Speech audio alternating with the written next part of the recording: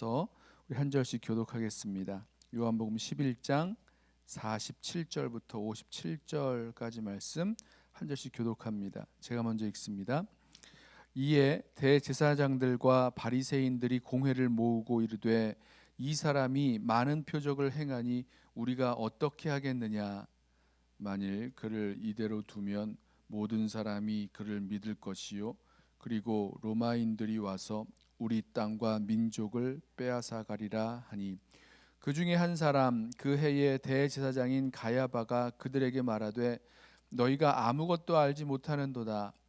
한 사람이 백성을 위하여 죽어서 온 민족이 망하지 않게 되는 것이 너희에게 유익한 줄을 생각하지 아니하는도다 하였으니, 이 말은 스스로 함이 아니요 그 해의 대제사장이므로 예수께서 그 민족을 위하시고 또 그 민족만 위할 뿐 아니라 흩어진 하나님의 자녀를 모아 하나가 되게 하기 위하여 죽으실 것을 미리 말함이러라. 이날부터는 그들이 예수를 죽이려고 모의하니라. 그러므로 예수께서 다시 유대인 가운데 드러나게 다니지 아니하시고 거기를 떠나 빈들 가까운 곳인 에브라임이라는 동네에 가서 제자들과 함께 거기 머무르시니라. 유대인의 유월절이 가까움에 많은 사람이 자기를 성결하게 하기 위하여 유월절 전에 시골에서 예루살렘으로 올라갔더니 그들이 예수를 찾으며 성전에 서서 서로 말하되 너희 생각에는 어떠하냐, 그가 명절에 오지 아니하겠느냐 하니. 함께 읽습니다. 이는 대제사장들과 바리새인들이 누구든지 예수 있는 곳을 알거든 신고하여 잡게 하라 명령하였음이로라. 아멘. 예수님께서 죽은 지 나흘이나 된 그 나사로를 살리셨습니다. 그리고 이 죽은 자를 살리신 예수님의 이 표적을 보면서 많은 사람들이 예수님을 믿게 되었습니다. 자, 이 일에 대한 그 파장이 이 대제사장들과 바리새인들에게 펼쳐지죠. 대제사장들과 바리새인들이 이 일 때문에 공회로 모이게 됩니다. 예수님의 이 놀라운 표적이 유대 사회에 또 이 민족에 어떤 영향을 미칠 것인가 논의했죠. 그들이 생각하고 있는 게 있었습니다. 지금 예수를 이렇게 가만히 놔두면 안 되겠다라는 그런 위기감이 그들이 느꼈던 거죠. 이렇게 예수를 가만히 놔둬서 계속 이런 놀라운 표적들을 행하도록 놔두면 많은 사람이 예수를 믿을 것인데, 오늘 말씀 보면 모든 사람이 다 믿을 것이다 라고 생각을 했습니다. 모든 사람이 예수를 믿는다는 게 무슨 뜻입니까? 예수님을 무엇으로 믿는다는 것입니까? 예수님이 바로 이 하나님께서 보내신 하나님의 아들이요 또 민족을 구원할 메시아 그리스도이심을 사람들이 믿게 될 것이다 라는 생각을 한 거죠. 자, 그런데 이게 우리가 생각하는, 우리가 믿는 예수 그리스도의 그 모습과는 조금 다른 것이 예수님을 정치적인 그 메시아로 인식을 한 겁니다. 그러니까 유대인의 왕으로서 민족을 구원할 그런 메시아로 생각을 한 거죠. 그러면 이 예수를 중심으로 이 민족이 하나가 돼서 반란을 일으킬 것이죠. 밀란이 되겠죠. 그래서 로마에 대해서 반란을 일으키면 이제 로마가 군대를 보내겠죠. 그리고 군대를 보내면 이 밀란을 그동안 뭐 모든 나라를 다 짓밟아 버렸기 때문에 분명히 이 누굽니까? 예수라는 이 메시아와 함께 일어난 이 유대 민족이 다 짓밟히고 망하게 될 것이다. 그리고 결국은 자기들에게 허용했던 그런 종교적인 권력, 교권을 다 빼앗아 갈 것을 염려했습니다. 뭐 실제로 이제 이런 일이 이루어지죠. 주 70년 이 유대 전쟁이 일어나죠. 유대와 로마 사이에 전쟁이 일어나는데 그때도 이제 반란이 있었고요. 그것에 대한 그 심판으로 로마가 이 유대 땅을 그리고 예루살렘을 함락시켜 버립니다. 그리고 모든 유대인들을 다 흩어버리죠. 그런 것들과 비슷한 사건을 지금 일어날 그런 비슷한 사건이 주 70년에 일어날 그런 비슷한 사건이 일어나리라고 이 대제사장과 바리새인들, 이 종교 지도자들이 모여 있는 산헤드린 공회 사람들이 걱정을 하고 예상하고 있었던 것입니다. 염려스러운 거죠. 이러다가 예수를 중심으로 민족이 이렇게 봉기를 하면 로마가 들어와서 우리 민족을 다 짓밟아 버리고 우리의 나라를 가져갈 텐데, 물론 자기들의 그 종교 권력도 다 잃어버리게 될 거죠.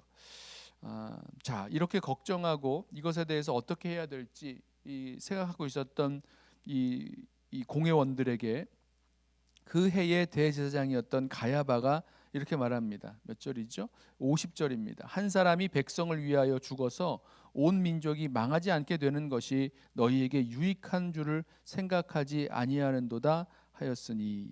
자, 무슨 말입니까? 한 사람이 백성을 위해서 죽는다. 자, 이 말은요, 예수님을 얘기하는 거죠. 그 한 사람, 예수 한 사람이 죽어서 온 민족이 망하게 되지 않는 것, 예수 때문에 일어날 그런 민족의 봉기, 또 그리스도를 중심으로, 메시아를 중심으로 이루어낼 그 민족의 봉기를 막아내는 것이, 이것이 전체적으로 우리에게 유익하다, 뭐 이런 생각을 갖고 있었다는 것입니다. 결국은 이 대제사장 가야바는 이 예수를 죽이는 것이 합당하다라는 그런 이유를 설명하고 있는 거죠. 예수 하나 죽이면, 예수 하나를 잡아 죽이면 우리 온 민족이 망하지 않게 될 것이다 라고 설명을 한 것입니다. 자, 이 말을 들은 이 공회원들이요, 여기에 동의를 합니다. 그래서 그날부터 예수를 잡아서 죽여야 되겠다라는 모의를 하기 시작했습니다. 그리고 누구든지 예수 있는 곳을 신고하면 예수를 잡아서 어떤 이렇게 죽일 수 있는, 처형할 수 있는 그런 일들을 진행하려고 이제 모의를 하기 시작을 했습니다. 자, 그런데 여기 놀라운 그런 사실이 하나 있죠. 뭐냐면 결국 이 사람들이, 이 공회원들이, 이 산헤드린 공회가 이 예수님의 표적에 대한 이 반응을 어떻게 했느냐라는 사실입니다. 여러분 한번 생각해 보세요. 이 사람들이 뭐라고 이야기를 했냐면, 이 예수님의 표적을, 이렇게 예수님이 표적을 행하시도록 가만히 놔두면 앞으로 계속 표적을 행해서 모든 사람이 예수님을 믿을 것이다, 메시아로, 그리스도로 믿게 될 것이다 라고 걱정을 하고 있었다는 겁니다. 나사로를 살리신 그 표적에서 아주 절정에 이르렀는데, 자, 그러면 여기서 결국 이 사람들이 하는 얘기가 무엇을 말하는 것입니까? 예수님이 그리스도시라는 그 표적을 이 사람들은 보았음에도 불구하고 일단은 믿지 않고 있는 것을 볼 수 있는 거고요. 또 한 가지, 분명히 이 표적 때문에 많은 사람이 믿고 있는 것을 보면서 이 표적이 무엇을 뜻하는지 이 사람들은 알고 있었습니다. 그렇죠? 이 표적이 예수님이 그리스도시라는 것, 예수님이 하나님이 보내신 메시아시라는 것에 대한 그런 표적의 의미를 알고 있었습니다. 근데 그 표적을 보고도 믿지 않았다는 것이고요. 그 다음은 예수가 그리스도시라면 이 사람들의 생각대로 이 유대민족이 로마에 대해서 대항을 해서 이 나라와 민족을 구원한다고 해도 결국은 누가 이기는 겁니까? 로마가 이 예수님을 비롯한 이 메시아를 이기게 될 것이다. 제 말 이해되세요? 결국은 로마가 이길 거라고, 로마가 메시아를 진압할 거라는 그런 일종의 믿음을 갖고 있었다는 거죠. 예수님이 그리스도시라고 한다고 하면, 자, 결국 이 사람들이 믿고 있었던 건 무엇이냐면 로마를 믿고 있었던 것입니다. 그리고 자신들의 그런 교권, 그 종교 권력을 잃는 것을 너무 두려워하고 있었다는 거죠. 그 결과 이 가야바의 제안이 나왔을 때에 그 제안을 가지고 사람들이 함께 죽이기를, 이 공회가 예수를 죽이기로 모의하기를 시작했습니다. 예수님의 거처를 신고하면 이제 우리들이 그 일들을 하겠노라, 이렇게 한 거죠. 자, 참 재밌죠? 예수님이 그리스도시라는 그 표적이라고 얘기하면서도 믿지 않았고, 예수님이 그리스도셔서 민족의 이 반란을 로마에 대항한다고 했을 때 로마가 이 그리스도를 진압하게 될 것이라고 로마를 더 크게 믿었던 그들의 모습들, 참 아이러니가 아닐 수 없습니다. 그리고 여기 가야바의 제안도 참 재미있는데요. 한 사람이 죽어서 온 민족이 망하지 않게 한다. 어떤 의미에서는 이게 복음이죠. 예수 그리스도 한 분이 십자가에서 죽으심으로 말미암아 많은 사람이 구원을 얻게 되는, 망하지 않게 되는 그런 논리말입니다. 예수를 죽여 나라와 민족을 구하자라는 이 논리인데, 사실은 여기에 반전이 담겨 있죠. 예수님의 죽음으로 말미암아 죄인을 구원하시는 하나님의 구원 역사를 이루게 되는 것입니다. 결국은 이 가야바의 제안, 뭐 왜 이런 말을 했는지 물론 우리가 이해를 하지만 결국 이 가야바의 이 말은요 그대로 이루어지죠. 한 사람의 죽음으로 말미암아 많은 사람의 구원을, 생명을 낳게 되는 그런 놀라운 역사가 이루어집니다. 그리고 가야바의 그 제안으로 예수님을 잡고 또 예수님을 십자가에 못 박는 그 일까지 진행이 되는데, 여기에서 바로 하나님의 반전의 역사가 일어나는 거죠. 결국은 가야바의 이 제안, 그리고 그것을 실행했던 것도 하나님의 구원 역사를 이루는 그 일에 쓰여지게 되었습니다.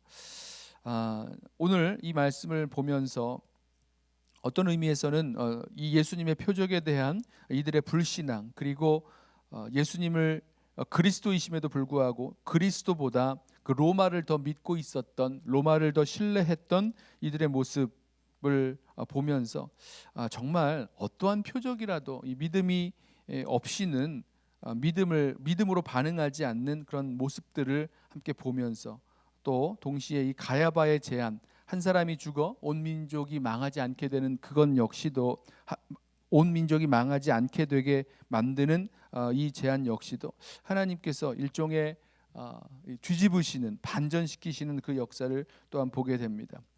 하나님은요 우리 믿음의 여정에 있어서 여러 가지 안 좋아 보이는 일들, 또 악해 보이는 그런 일들까지라도 하나님의 큰 섭리와 또 계획 안에서는 하나님의 선한 역사로, 하나님의 선한 인도하심으로 바꾸시는 그런 하나님의 반전의 역사가 있는 것을 우리 기억하면서, 오늘도 우리 삶 속에서 또 우리 생활 가운데 하나님께서 어떻게 이 모든 일들을 하나님의 선하신 뜻 가운데서, 섭리 가운데서 반전시키실 것인지 우리 기대하면서 또 믿는 믿음으로 우리 함께 나아가길 원합니다. 어떤 의미로 악하고 어떤 의미로 참 우리를 어렵게 만드는 일이 있을지라도 결국은 하나님의 큰 그림 속에서 이 모든 것들을 반전시키실 하나님이시라는 것, 하나님의 선하신 뜻을 이루어내실 하나님이시라는 것을 믿는 믿음으로 나아갈 수 있는 저와 여러분 되시기를 예수님의 이름으로 부탁하며 축원합니다. 기도하겠습니다.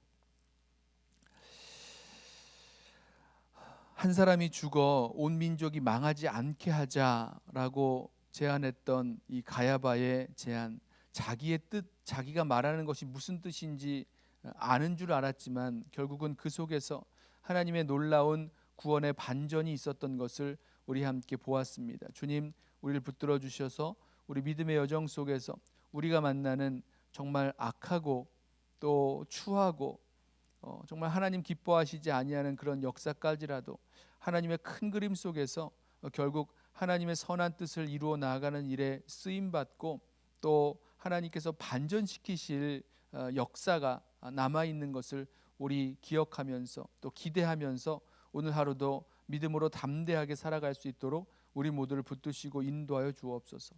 행여 우리 마음 가운데 주님을 향한 그 믿음이 흔들리고 또 그 믿음 잃어버린 채 그냥 세상에 휩쓸려서 또 자기의 유익을 따라 또 정치적인 그런 목적을 따라 움직여 나아가는 사람들 되지 말게 하시고, 주님을 향한 우리의 믿음 그대로 정말 순수하게 주님을 믿고 신뢰하는 마음으로, 믿음으로 살아갈 수 있는 오늘 하루 되게 하여 주옵소서. 우리 삶 가운데서 여전히 살아계시고 역사하시는 우리 주 예수 그리스도의 이름으로 기도드리옵나이다. 아멘. 우리 이 시간에 먼저 오늘 주신 말씀 생각하면서 말씀 붙들고